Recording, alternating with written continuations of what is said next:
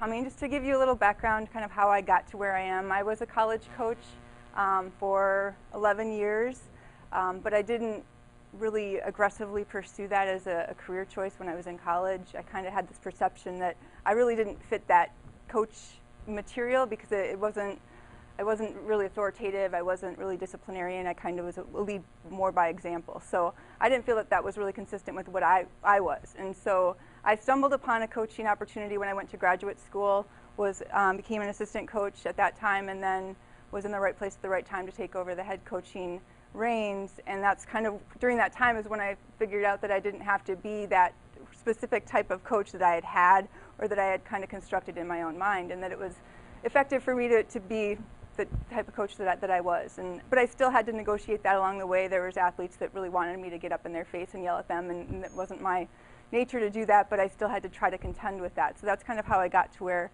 I am and why this topic, I guess, interests me, because I was lucky enough to stumble upon that as a career, but I think there's probably a lot of people that maybe aren't so lucky and maybe missed out on that a little bit. So today I'm going to share a little bit about my dissertation research. I say a little bit and share because it's still in the process. I'm still collecting data.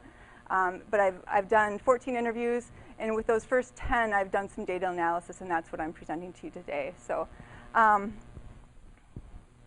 first, looking at the connections between leadership and gender, there's some strong connections there. On the left side, what I have is some descriptors of what is found in more traditional leadership models. You've got this authoritative individual, a dictator, agentic, a power over or power down type of leadership.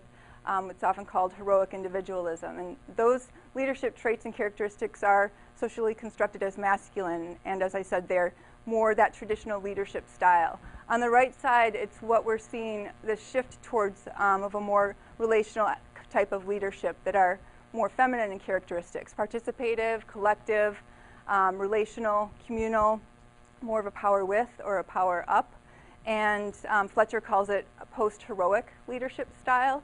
And she also says that while we're seeing shifts in leadership, those traditional leadership styles are remaining really persistent, particularly in the way people talk about leadership in the everyday narratives about leadership. So they're kind of stuck in that individual or heroic individualism. And thought that that was a pretty strong connection to sport, particularly when you look at leadership in sport teams. There's this idea of a heroic leader, whether it be the coach or the player. And authoritative leadership is also pretty strong and consistent within leadership in sport. Looking more specifically in the literature, female athletes prefer a coach who is able to command respect, is authoritative, professional, and keeps their personal lives private. Those are traits and characteristics, again, that are associated with men and masculinity. In a similar study, Fry found that 9 out of 12 female athletes preferred male coaches, and that was based on their perception that the men had better knowledge of the sport, were better able to enforce discipline and garner respect, again, masculine traits. And we see that those expectations or gendered expectations, we see that fall upon female coaches as well, as they're often expected to be more relational, be more, develop those relationships and provide emotional labor with their athletes. But that comes at a price, because when they do that, they're often not respected then as disciplinarians. And they call that the conundrum of gender. If a female coach acts in feminine ways, she's viewed as too soft. If she acts in masculine ways, then she's not necessarily respected because it's not consistent with her gender. It's also important to note that these same researchers say that lack of experience with female coaches plays a role in the perceived preferences. And we know what these numbers are like as far as the gender appropriation of coaches. At the youth and high school level, we see 80 to 94% overall of coaches are men, leaving 6 to 20% for women. College, see similar statistics, 79% of coaches at the college level are men, while women represent only 21%, and that's overall. When you look at the college level, men coach 57% of women's teams. So that brings me to the term gendered. When you say, or to say that a practice such as leadership or a social institution such as sport is gendered, means that it's symbolically described and defined in terms of masculinities and femininities. And because masculine and feminine are separate and oppositional, they're socially constructed as unequal. And so masculinity is often valued more highly or is more superior than that of femininity. You can also say that something is gendered, a job, an occupation, or an institution, based on the extent to which it's male or female dominated. So looking at the literature, you can see that leadership in sport is gendered, but there's been few studies that have looked at that, especially in terms of how female athletes view leadership. And so that's the purpose of this study, is to look at how female athletes socially construct leadership in a context that is dominated by men and certain forms of masculinities. I had 3 research questions that have guided the study. First, what are female college athletes' perceptions of leadership? And second, how do their experiences in sport inform their constructions? And then finally, if and to what extent, or if and in what ways, are female athletes' constructions of leadership gendered? So in addition to that gendered, using that as a framework, I'm also using social constructivism because it recognizes that people come to understand or build knowledge based on multi-levels. One is that it's influenced at the personal level, how they interpret their own experiences. Second, it's influenced by the interpersonal level, so communication and language within a group. And then finally, community level is shared assumptions and values within a specific socio-historic context. A little bit of background on the research design and methods. It's interpretative, qualitative design. That helps me, because it's a little bit exploratory, so that is appropriate there. Also, the context is important, and so the qualitative design helps me get at the context of sport. Sampling criteria, and again, my sample size was 10, but the sampling criteria, 4 main criteria, is that they're female college athletes at the Division I level. They've participated in at least 1 year at that level, so they have to be sophomores or above. Third criteria is that they have to have had at least 1 female coach during their experiences throughout their sport career. And then finally, that they're in team sports because of the perceived differences between team sports versus individual sports in the way they're coached. Data collection through semi-structured interviews using an interview guide, and I'm using thematic analysis for data analysis. So just to give a quick summary of how I'm presenting these findings, and again, they're initial results because it's still ongoing, but these are a few themes that have kind of risen to the top. When I first asked them to describe leadership, they describe it in terms of what they do and what their teammates do. I have to probe a little bit more to get at that leadership from that coach aspect. So there's that multi-level, there's leadership within their team and what they do, and then that of their coaches. But a couple themes for themselves and their teammates is it's an individual action, and there's 2 themes, set an example and calling people out, and those are perceived to be valued differently by their coaches compared to what they value themselves. So that's kind of just an overview, but I wanted to give a couple examples of what I found, and these are all pseudonyms that I've used here, but leadership is an individual action. I've seen this a couple times where they say leadership is somebody. So right away it goes into how it's not necessarily a process, but it's somebody or it's an individual action. Who can command a respect or command a presence within a team. Taking initiative, so being aggressive, going out on a limb, doing things when you're not told to do them. And Hannah, in this last one, leadership is leading by example in actions and communication with the rest of your team, directing them towards a goal. So I highlighted that action and communication because it starts to identify that theme of those 2 different types of leadership. And while that's not really different to have those 2 different types, we've seen this before. Has anybody used the leadership manual, Jeff Jansen's leadership manual? You see that there's lead by example and there's a vocal leadership. So it's not different to have those 2 different styles. But what I found, what's different is the way that they describe, especially the vocal leadership. They're not describing it necessarily as a vocal leadership. It's more of a calling people out, and it has a negative connotation to it. And so these are a couple examples of what they said as far as leading by example or calling people out. Harley said setting the bar as to what you should and shouldn't do off the court and on. More of a physical example, showing up on time, giving it your all, being positive, so it's just that leading by example. Justine said if somebody's not working hard in the gym, calling them out. And Bryn described a situation in which she had to call out a teammate. And I said, it's not okay, I laid that down, and I had to confront her about it.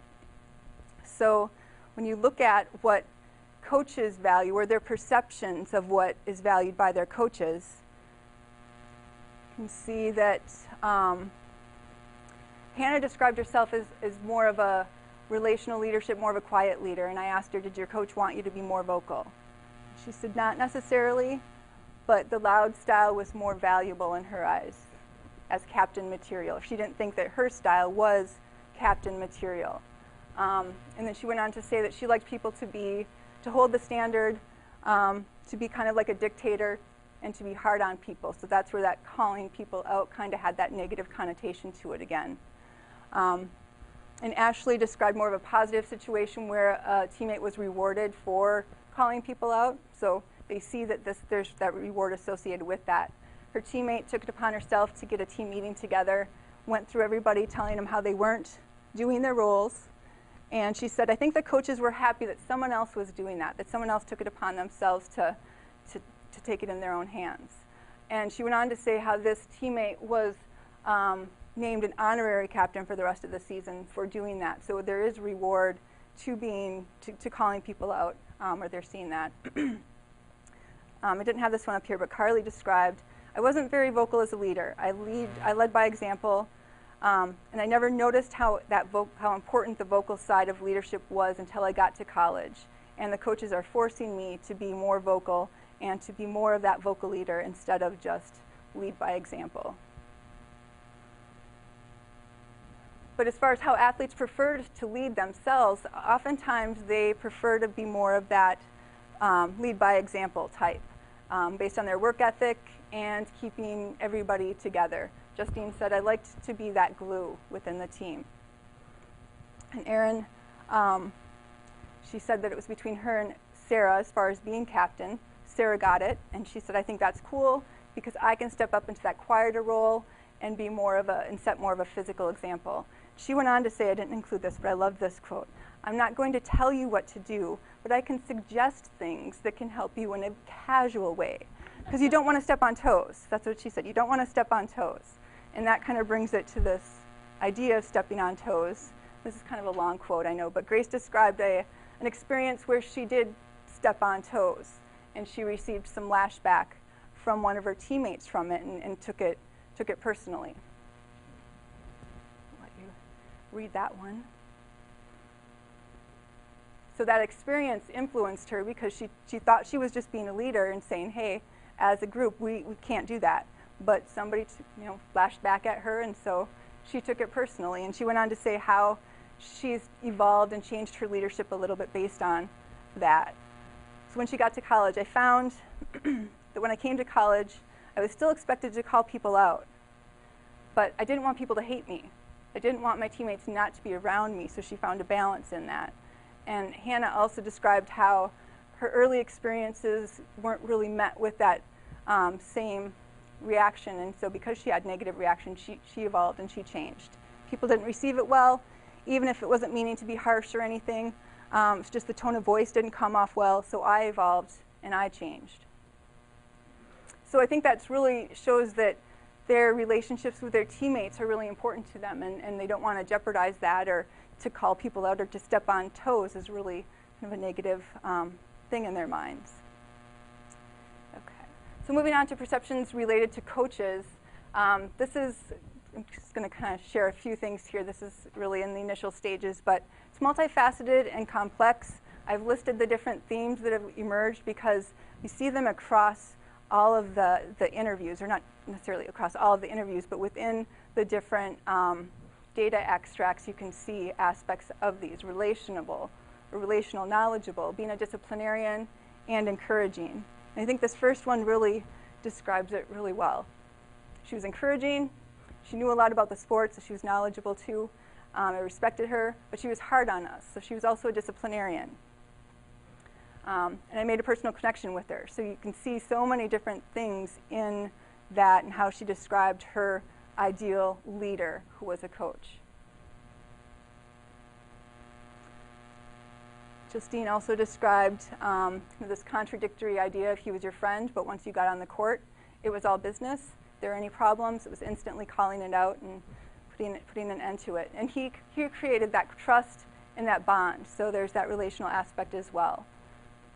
Carly's quotes, relational aspect, you respected him, he was knowledgeable. So again, you see all these different aspects. And my favorite one, I saved for the end, she's always keeping it light, but she's still very intense. She calls herself the iron fist with the velvet glove.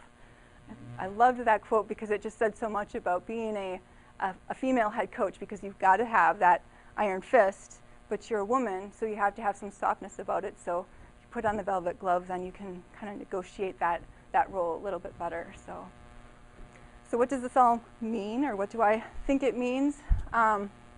Take-home messages for coaches and practitioners is that negotiation, how female athletes negotiate their own leadership style. It's influenced by their teammates. It's also influenced by what their coaches expect of them, but probably more so by what's expected, or what their relationships with their teammates.